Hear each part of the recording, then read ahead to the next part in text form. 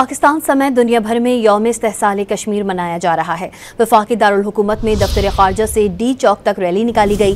وزیر اطلاعات عطا اللہ تارڑ نے واضح کیا کہ پاکستان کشمیریوں کی سیاسی، سفارتی اور اخلاقی حمایت جاری رکھے گا۔ کشمیریوں سے اظہار یکجہتی کے لیے 1 منٹ کی خاموشی اختیار کی گئی۔ بھارت کی کشمیریوں کے حقوق پر غاضبانہ قبضے کا دن۔ آرٹیکل 370 کی تصحیح کے غیر قانونی اقدام کو 6 سال بیت گئے۔ بھارت نے 5 اگست 2019 کو مقبوضہ کشمیر کی نیم خود مختار ریاستی حیثیت ختم کر دی تھی۔ بھارت کے یک طرفہ اقدامات کے خلاف آج پاکستان سمیت دنیا بھر میں یوم استحصال کشمیر منایا جا رہا ہے۔ اسلام آباد میں کشمیریوں سے اظہار یکجہتی کے لیے 1 منٹ کی خاموشی اختیار کی گئی۔ دفتر خارجہ سے ڈی چوک تک ریلی نکالی گئی۔ شرکا نے مقبوضہ کشمیر پر بھارت کے ناجائز قبضے کے خلاف نعرے لگائے۔ وفاقی وزیر اطلاعات عطا تارڑ نے 5 اگست کو تاریخ کا سیاہ ترین دن قرار دیتے ہوئے واضح کیا کہ پاکستان کشمیریوں کی سیاسی، سفارتی اور اخلاقی حمایت جاری رکھے گا۔ مارکہ حق میں فتح کے بعد کشمیریوں کے حوصلے مزید بلند ہوئے۔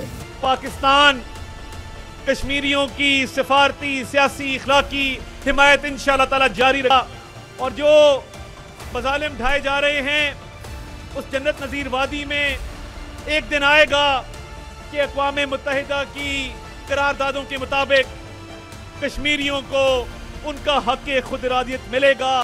وفاقی وزیر امور کشمیر امیر مقام نے کہا کہ کشمیریوں نے بھارت کے غیر قانونی تسلط کو کبھی بھی تسلیم نہیں کیا۔ بھارت کو کشمیریوں کو ان کا حق ارادیت دینا ہوگا۔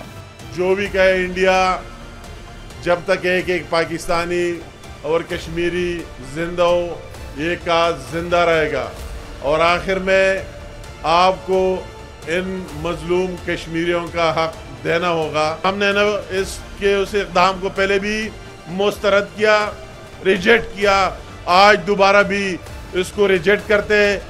کراچی میں بھی یوم استحصال کشمیر کے موقع پر ریلی نکالی گئی۔ ریلی کی قیادت صوبائی وزیر ناصر حسین شاہ، سید غنی اور ذوالفقار علی شاہ نے کی۔ ریلی میں بھارتی جیل میں قید حریت رہنما یاسین ملک کی اہلیہ مشال ملک نے بھی شرکت کی۔